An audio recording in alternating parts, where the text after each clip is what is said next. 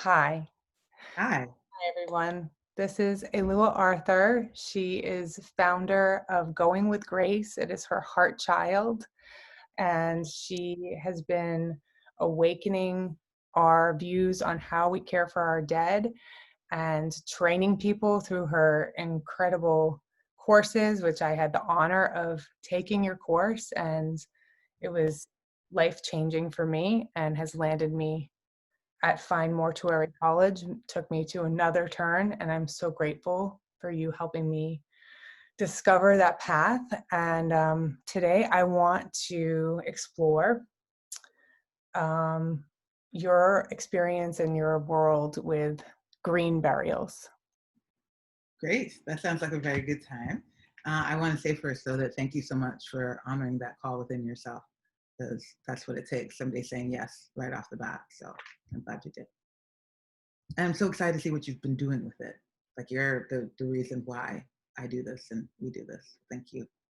Yes, together. It's really good work to share together because I mean, it's becoming more popular to talk about death freely, but it's still sort of like, well, why do you want to do that? What's happening? I So know.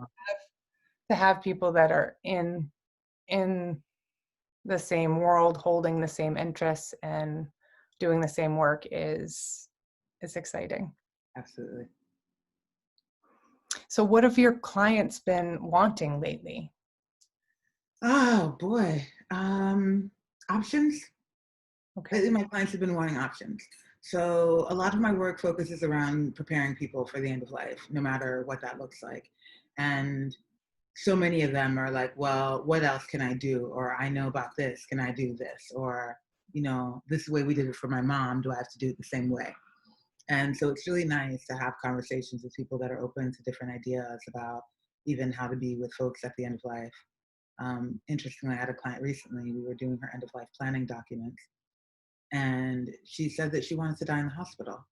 And I was surprised because all the conversations we'd had leading up to it sounded like she wanted to be at home. She wanted to really have an ideal death under the circumstances. But she had seen her mom die at home and aunts die at home and said that she would feel more comforted knowing that there could be a medical team around if anything went wrong because she felt so unprepared for that dying. And that was a great opportunity to talk about what her actual wishes were so that we could honor those properly the way that she would like, even if it means in a hospital.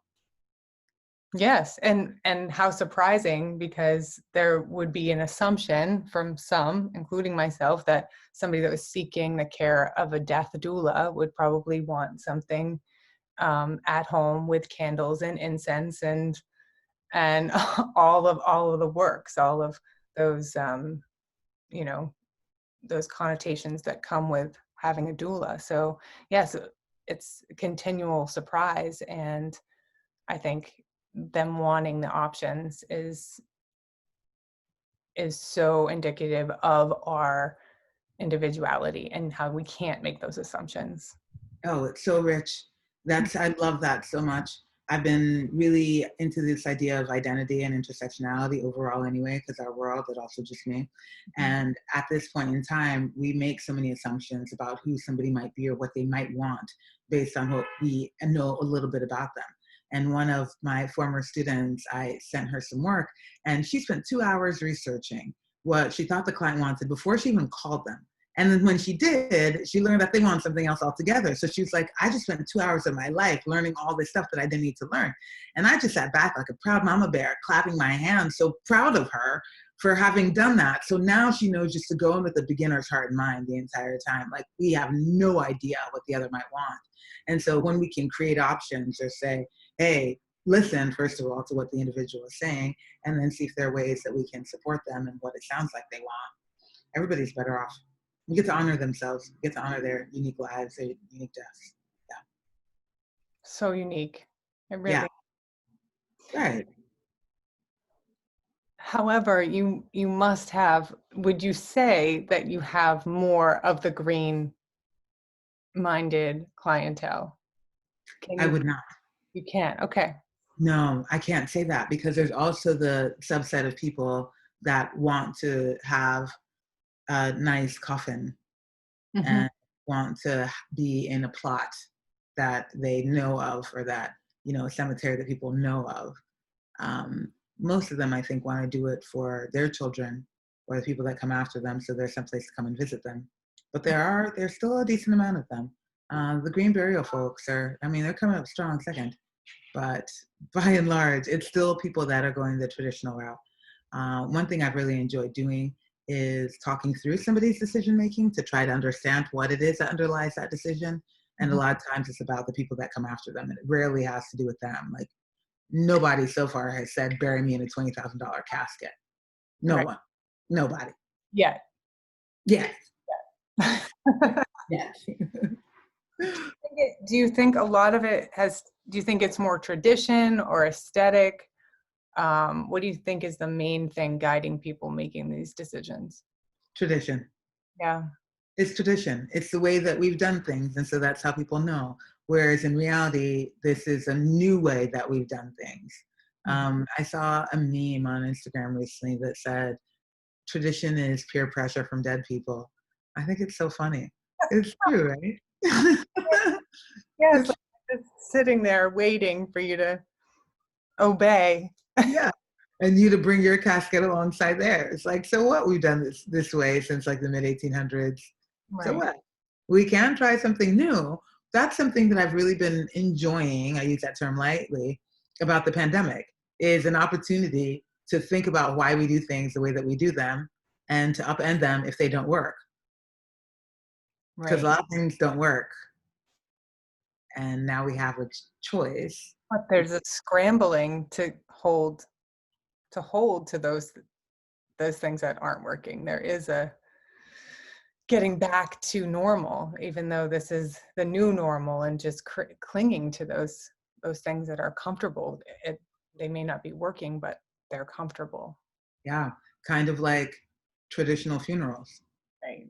and traditional burials. It's like, well, this is the way that we've done it.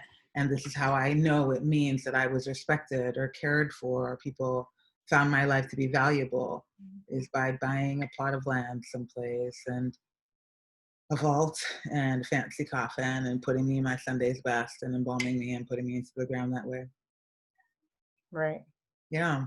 Which Yeah. provides a tremendous healing to the family and has served its purpose. It's I think one of the main things that makes me lean toward the greener options is that those things, however beautiful and precious they can be, they're not necessarily healing our earth or helping our earth. And as a parent, I'm concerned with what I'm leaving them. Like, is there going to be a place for them to come in to visit? Will they be able to live on this planet with how we treat it? Yeah. So those are the things that I wonder in your client sessions. Do those come up in terms of like playing the whole thing through? Like, yes, you would have these traditions honored, you would have something incredibly beautiful, and you would be in such good care of the traditional funeral directors. But what happens 50 years from now, 100, for maybe even 20? What's happening? And that's where I would love to know how much do you think people are thinking of those things? Some for sure. What I've been noticing more of, though, are people that are thinking in the immediate. Although I guess in the immediate also has some long-term implications when it comes to environmentalism. Mhm. But I rarely hear that they are concerned about doing it for the future of the future, for the good of the future, but rather about doing it because it is their values. Like, I have values in zero waste. I have values in environmentalism. I have values. I grow food, I don't use organic. Like, they have their personal values, so they want their body honored in accordance with those personal values, which is a great place to start from. And realistically, when doing end of life planning with somebody, I'm paying attention to all the little cues and clues that they're giving me about who they are and what they value to help them make decisions. and reflecting it back to them. So I hear things about, wanting to grow our own food, or not using air conditioning, or any of the little things along the way that might suggest somebody has an interest in environmentalism. I can put that forward and say, well, have you ever heard of a green burial? No, I haven't, but I was always thinking I would be a tree, Right. or I would be cremated because it's better for the earth. And then we have the whole other conversation about cremation and its impacts on the environment, and so opportunities for education, many of them. Yeah. Right. And also opportunities, as we started, but to honor the unique nature of the individual and their desires, and who they are, through their death. It's been fun. I bet. I mean, Yeah. I know there's incredible amount of pain and indescribable transition and mystery. It's life changing to lose someone, but how you are forging others to be present for it and really get into the conversations of this inevitable act before it happens. I mean, it's talk about helping the future. Like that's the work right there. Truly. We had a really rich conversation in the Death Doula training course recently, where one of the students was playing around with the idea of who owns her body. And underlying it was this idea about environmentalism and investing her body back into the earth. Mm-hmm. I found that really interesting. Like, she views her body as an investment. It's temporary loan. I mean, this also, there's a lot of assumptions that underlie this conversation, such as that the body and whatever else are not one. But for her, the idea was that the body's on loan and she gets to invest it back into the earth when she's complete with it. But that was a beautiful way of looking at it. That's very wise. I mean, that's a excellent perspective, because if we don't have this place to reside, then we can't be. So it's a really nice way to honor. Well, it circles back too to how we come here, and like almost repaying a debt that can't be repaid at It all. can't be repaid. Not with this little body. I No, mean, and I'm tall and I got a lot of muscles and melanin, but yeah, there's only so much I can do. right. But Yeah. together, and just getting to know where everyone is coming from is, I don't know, it's wildly fascinating to me. I don't think I'll ever get bored learning about it, and that is a problem of mine. I get bored very easily with this. I don't think it's possible. I'm not remotely bored. It's been 8 years since the idea kind of dropped in about preparing people for the end of life. And it takes root more and more every day. How could you get bored? It's literally the abyss. Yeah. Actually, Yeah. there's no way. It's bottomless. Mm-hmm. It's fascinating. Love it. Yes. Yeah. And I also love the depth in it, the emotional depth available, because such complex emotions, like with the pain and the sorrow and the grief, there's also moments of joy and laughter and beauty. And that's something that I think a lot of people have a hard time understanding, but all things are possible. And that's part of what makes it so rich, is that it's just like a bottomless well of juice. Yes. And there's another element too that I would love for, I think we touched on this in your training. By the way, anybody that has not taken, I think your courses should be taught in high school or college. I know are you still a professor? Where were you? No. Okay. Well, it's course worthy. I'm thinking high school, your death doula training should be implemented, because the sooner we get a grasp on it, the more, I don't know, just the more accepting and more human it is. Because I think that in our culture, the Western culture, there's this tendency to blame for death. Like, and we talked about this, especially with losing losing children or unexpected deaths or things, whenever it's not to an elderly person, there is this almost knee-jerk reaction to blame somebody for dying. And sometimes there is nowhere to put that. And I don't know, what has been your work around that? Have you discovered any ways through that, or do you just notice it? Yeah, we notice it, and notice also that in time that it's an element of grief, an element of grieving. When my brother-in-law was sick, he'd been sick for 4 months, and then at some point they said they couldn't treat him anymore. And I remember distinctly being angry with him. I was angry at him. He wasn't going to get better. It was my anger was misplaced, obviously. Like I was just angry at this whole thing.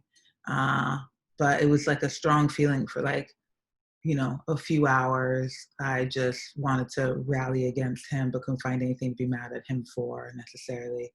And it's just, for some, it's just a part of grief that needs to be expressed. Yeah, but often I think the anger is at the mystery. The anger is that there's no answers and that there is nobody to blame. It gets No real answers. none, zero, none. When, who? Well, we know everybody. Right. When, where, why? Why is just another mystery. What it is, we don't know. Something that happens to the body. We think it's something that happens to the body. There's just no answers. Right. Bottomless well, the abyss. Mm-hmm. Yeah. It's rich.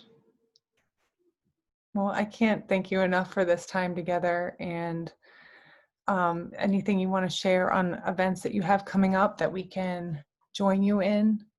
I'm speaking at Science and Non-Duality in October. And It's October 22nd. October 22nd? Yeah, Science and Non-Duality. That's going to be pretty great. And then I think there's something. I just don't. We just talked about the Science and Non-Duality one, so it's on my mind. There was something yesterday. And the courses are always up and running. There's always self-study available. We just launched round 8 of the end-of-life training students with 48 students from 12 different countries. It's growing, and that's exciting. Yeah, so. It's a fantastic course. I treasure it. I will tell you a secret that I'm ashamed of and that I'm torn up about. I had this precious journal that I took and kept while we were doing our coursework together, and I'm not giving up on some divine intervention because it's misplaced, and it's one of the hardest things that I think about. But I think it's somewhere in this house, but it often makes me think like I just need to take the course again. Like that's Yeah, the hint. great. You I'll want to be a student guide, maybe? yeah, maybe. I Yeah. mean, it's yeah, it was in this beautiful, like, I forget the name of the brand, those really nice journals. You get them at like an art store or Barnes and Noble's, a Moleskin, I think, whatever it is, teal. It was beautiful. It had my Stephen Jenkinson quotes in it and all those lovely talks. But it's going to come back, or I'm going to take the course again. Great.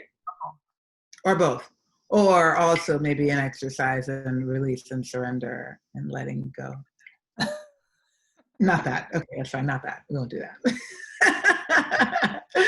Thank you so much. It's been fun to talk to you.